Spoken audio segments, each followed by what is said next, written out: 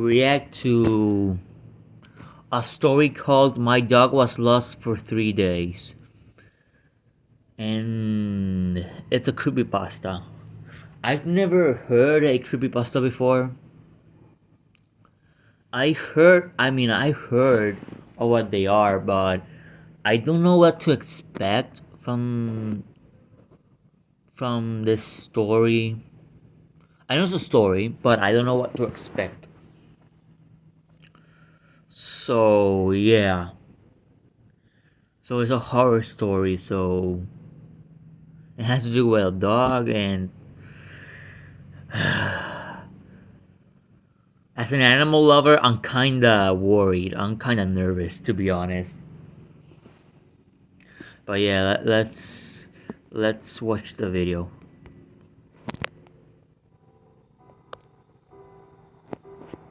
As a kid, I was raised in a small fishing community on the eastern side of Canada, Cool. surrounded by the Gulf of St. Lawrence and Burrell Forest.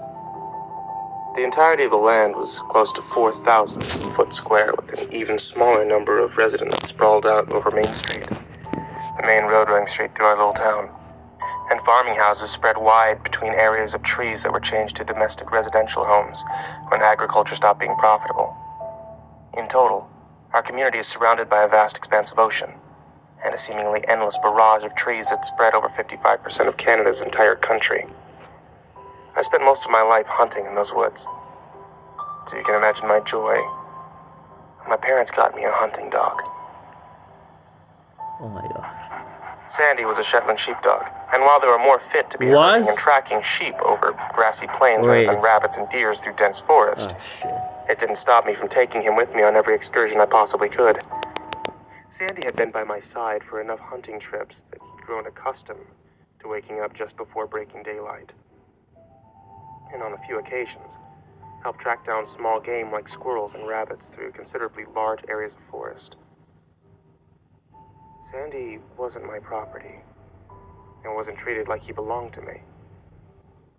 Sandy was a member of the family, my best companion, and my truest friend. I think back on all the times he'd sit in the front seat of the truck without being told, ready to go for a walk in whatever part of the forest I told him to. I can honestly say there'll never be a dog that will fill the void Sandy left in my life. Oh my god. I find that dog lovers relate to that sentiment more than others. Oh man. It was October 30th, the first day of deer hunting season. I had been talking with my family about taking Sandy, my hunting gear, and a few essentials to one of the cabins my grandfather owned in his heyday off an unmarked road a few hundred miles into the wilderness for a few days. This was met with a lot of protesting, but nothing could stop me from getting in some time looking for wild game in an area that wasn't already picked clean by illegal hunters earlier in the month. Everything was packed into the old blue Ford, Sandy included, and a few hours of driving later, we were setting up camp in one of my grandfather's secluded old cabins. Here's where things got fucked up. Sandy, I'm so sorry. I had spent most of the time of my life being in the wilderness. There were only a handful of times that things had gotten weird for me, but usually everything could be explained with scientific reason. Let me pause real quick. That's why I brushed off Sandy's weirdness in the first few nights, chalking it up to the nervousness of a dog that's capable of hearing the far-off noises of various coyotes, wolves, bears, and moose. This was untouched territory, of course. There had been plenty of time for wildlife to set up camp here, too. The first night was fairly normal. I had set up Sandy's bed in the corner of the living room next to the TV that looked like it had come from the early 90s. I figured I'd give Sandy the option to have some place to lay down for a while, despite the fact that he slept curled up with me 9 times out of 10. Close to 10 at night, Sandy looked straight at the wooden door and whined. I figured he needed to piss and opened the door to let him out, not worried about having my best friend stray too far from me. Instead, he just sat inside the door, looking out at the forest edge beyond the path. I, too, stood and looked for a few minutes before deciding he had just heard an errant creature close to the cabin. The rest of the night was fairly normal, and Sandy slept with me fine. The second night, I chalked the weirdness up to Sandy's stress. Earlier that day, we had been walking a few miles through the woods beyond the house, and I thought I heard the sound of twigs cracking under something heavy.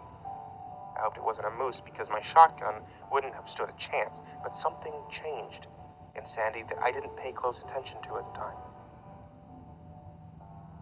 He hunched himself on his hind legs, his foot pressed close to the ground, his mouth pulled up over his teeth, and he growled towards nothingness. I figured we should try hunting later, if whatever it was had left, and should he be feeling up to it. But once we were inside, he didn't want to move. Even when I tried to get him up to go outside to do his business, he sat at the door and cried, wailing at me to let me know he didn't want to go out there. I didn't pressure him. If he pissed on the floor, so be it. Sandy never acted up before. I could excuse an accident or two if he really didn't want to be out there. It must have been a bear, I thought, before locking the door and calling it a night. The third night is where things went to hell, listeners. And I still don't fully understand what happened. Sandy didn't eat all day. I managed to shoot a rabbit in the early morning, and when Sandy decided he didn't want to be outside any longer than he had to, and retired inside for the day, I cooked it up, threw a little gravy on it, and gave it to my dog. I didn't do this all the time, but I figured now was a special occasion. Maybe a treat would put him in a better mood for another walk the next day. Sandy didn't touch it. He didn't so much as sniff it. Instead, he sat at my side on the couch, watching the doorway intently. I tucked him under my arms, and he laid his head on my lap, eyes still locked on the door. Close to 3 hours of watching grainy VHS tapes on an outdated television set, Sandy started crying, hugging himself close to my body. Now, this is where my judgment took me down the wrong path the first time of many. It must sound silly being my dog's protector rather than my dog being mine, but this was my family. I figured if there was something out there that was scaring Sandy so bad, then it was my job to do something about it. I loaded my .410, opened the door, and stood in the doorway and waited. I must have waited at least a half hour staring into nothing. There was barely any sound save for the faint buzz of insects and leaves rustling in the cold autumn wind. Moose aren't elegant creatures. And if it were a moose, I would have heard it coming. Around the 40-minute mark, Sandy took off like a shot into the darkness of the trees beyond the path, barking wildly. I started to get worried. Despite my knowledge that my dog isn't entirely helpless in the wilderness, there was bigger animals that would have liked to take a bite out of him if there wasn't a lot of food for Give me a second. winter. I heard Sandy's barks fade away into the distance, and then stop altogether. I waited hours, standing in the doorway with my shotgun cocked and ready to put down whatever it was that was waiting in the woods. I waited hours for Sandy to come back to the house. I waited until sun was cracking through the trees, and then I waited until that night, sitting on my porch step, feigning off sleep deprivation to see my dog come back.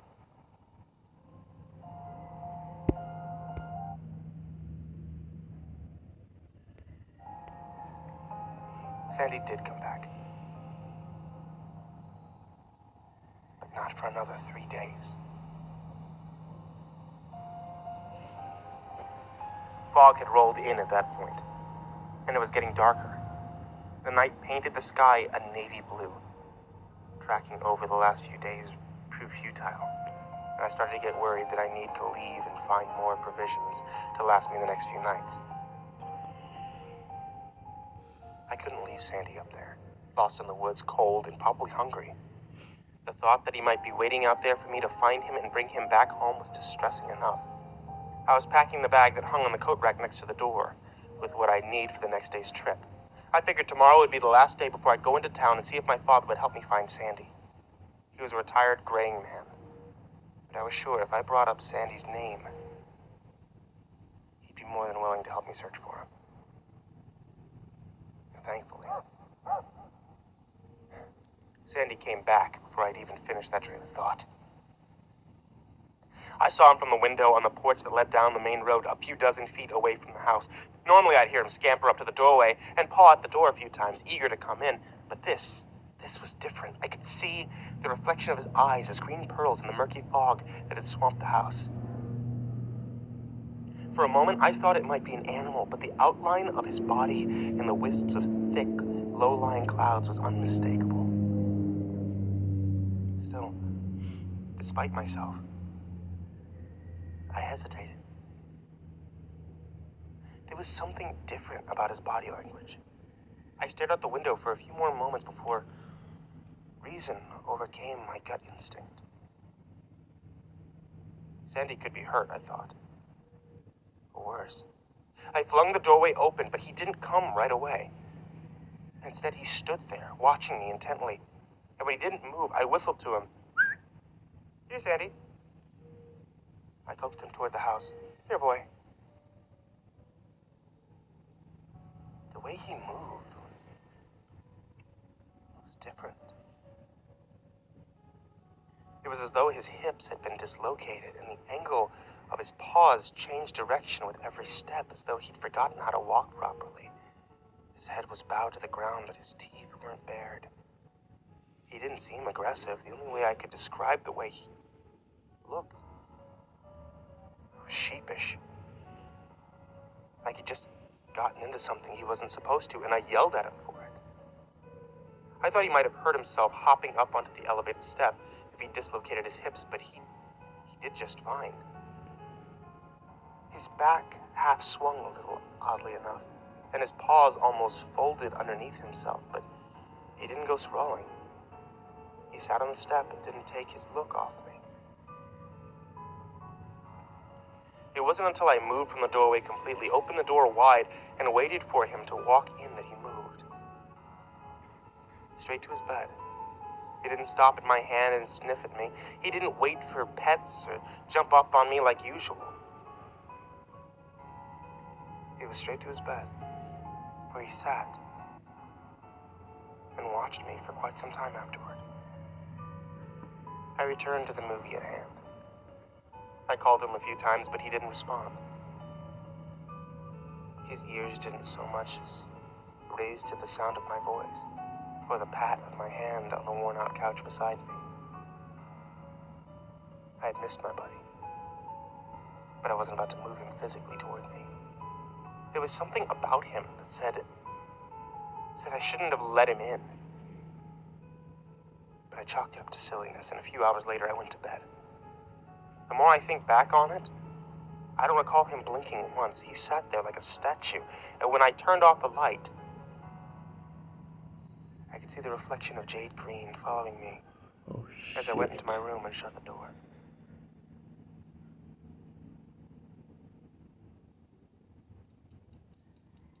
I could have sworn I heard him walk in the night. The sound of nails clicking against the wooden floor coming up to the door of my room, but they were slow and deliberate. They weren't like the quickness of Sandy realizing I'd gone to bed and coming to curl up. I heard the noises stop outside of my bedroom, but I didn't hear his whine. I thought nothing of it and fell into a deep sleep. When I woke in the morning, I figured it must have been a dream. Sandy was still sitting in that upright position I left him in when I went to bed. It was as though he hadn't moved a muscle the entire night, and when I said good morning, he didn't so much as wag his tail.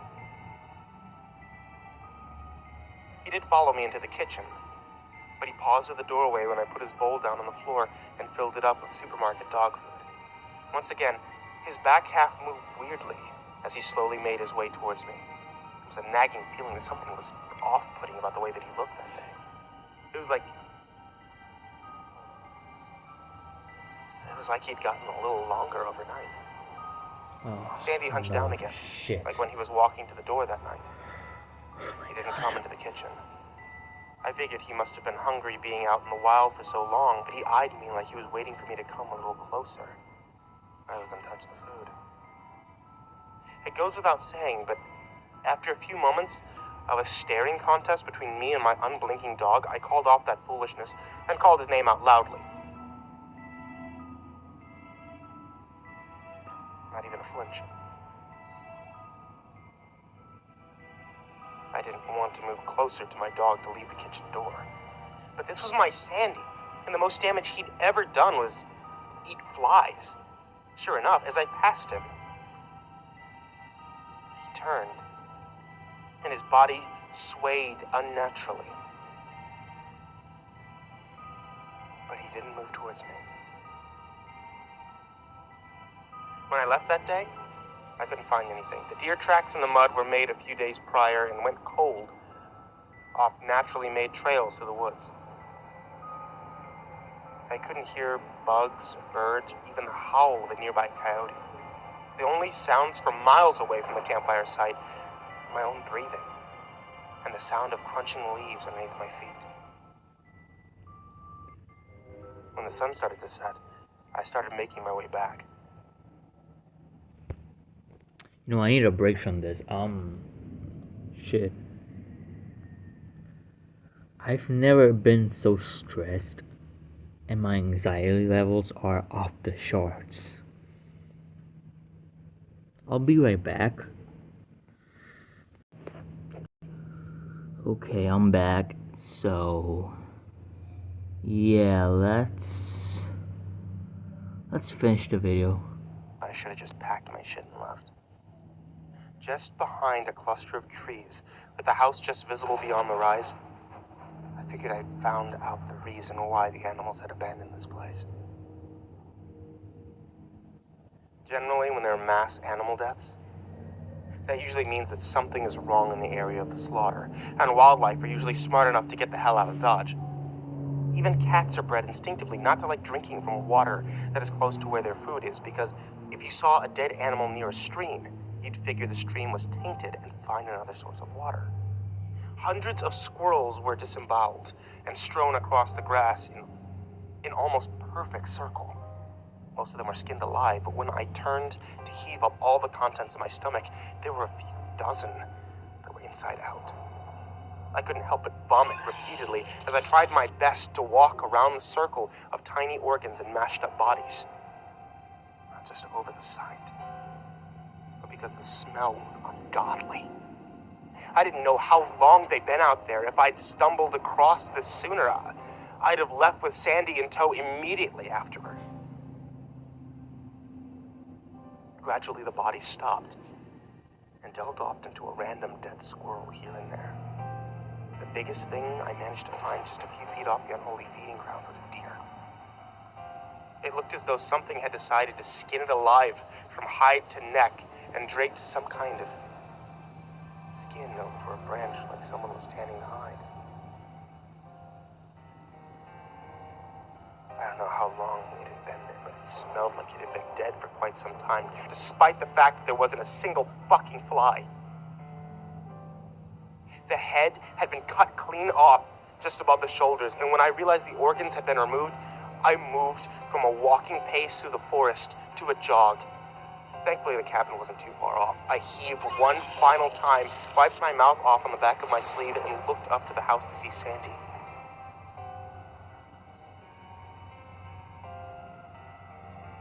Watching me from the window. I tried to reason with myself and tell myself Sandy's odd behavior could have been trauma. I know it's stupid to think of it now, but at the time, it was the only reasonable explanation that I had to keep myself from going insane. The elongating body could have just been loneliness getting to me. Sandy had realized there was something up with this place, and the second he noticed it, I should have taken his warning and taken off back into town. Once the door was shut behind me, I started packing the food and essentials back in the boxes. Moving quickly to try and get my things into the truck before night came. It'd be dangerous to try and maneuver my way through the trails at night, as the hills off Kelly's Mountain were steep. And in pitch darkness, with my only companion being my headlights, it would have been easy to slide off a ravine and never be heard from again. I didn't want to stay one more night.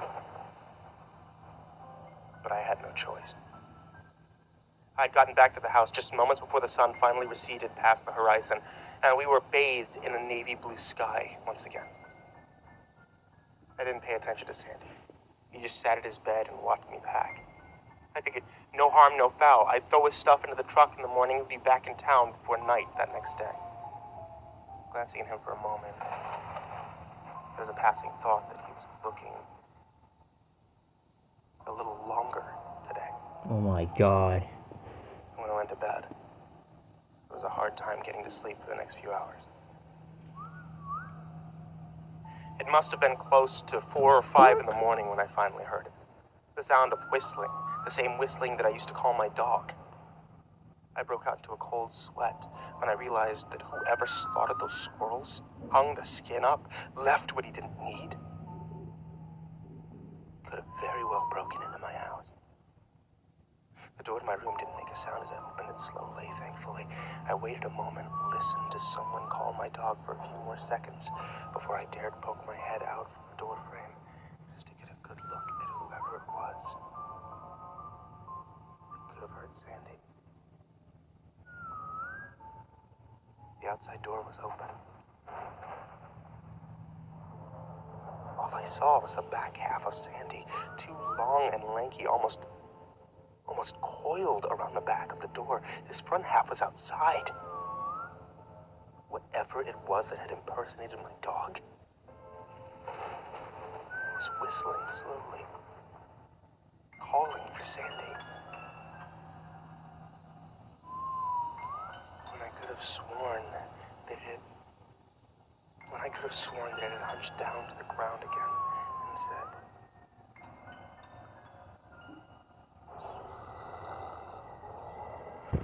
Oh shit. So the dog is still alive. Oh my god, no. Hell no, man. This is disturbing as hell.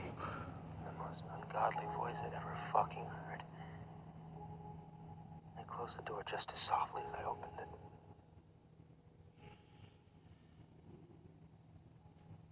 I don't know how long I waited.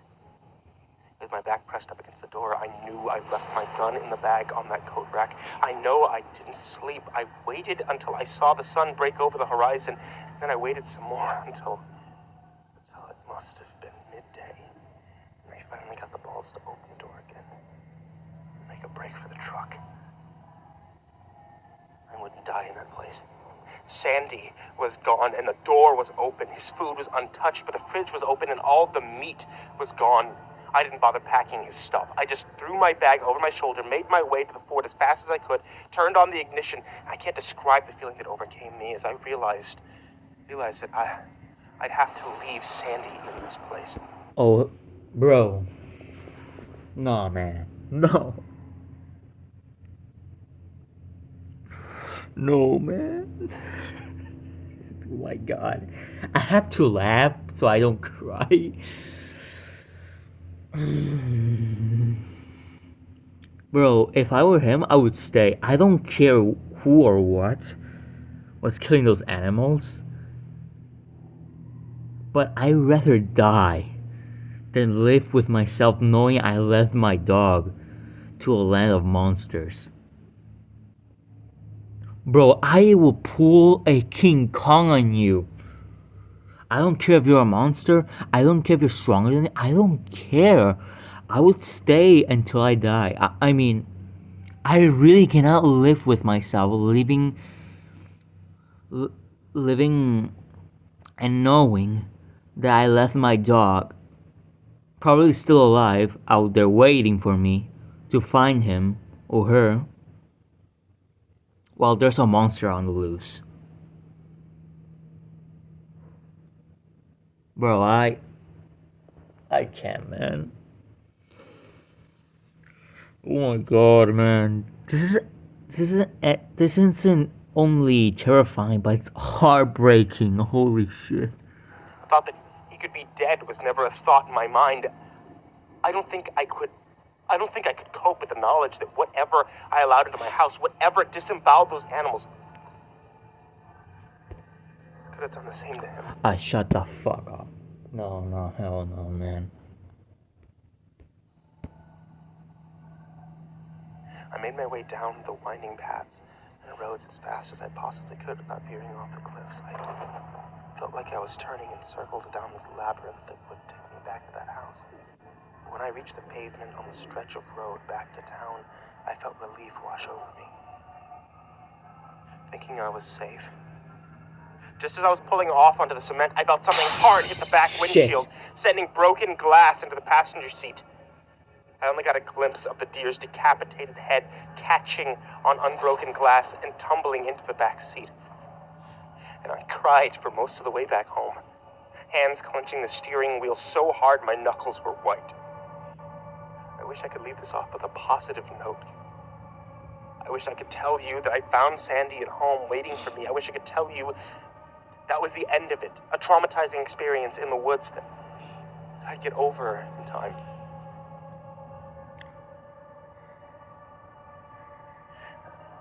Last night I found it hard to sleep.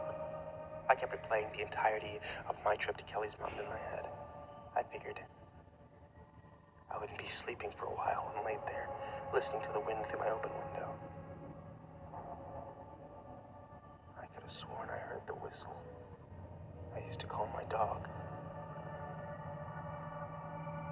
come from the forest edge.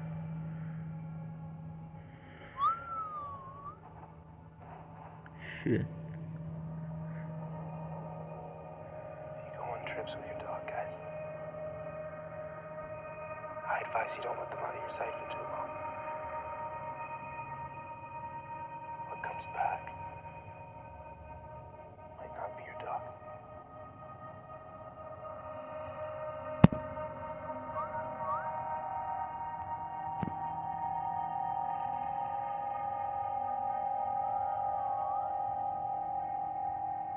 That it?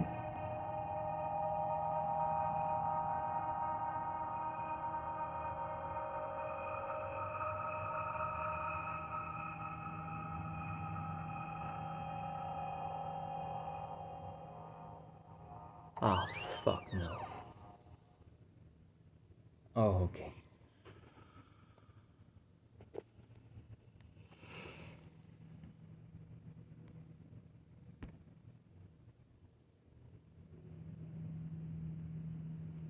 That's it for today.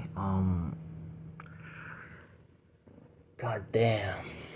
Holy shit. This broke me. Well, that's it for the day, guys. I hope you enjoyed this video and this reaction. Wow.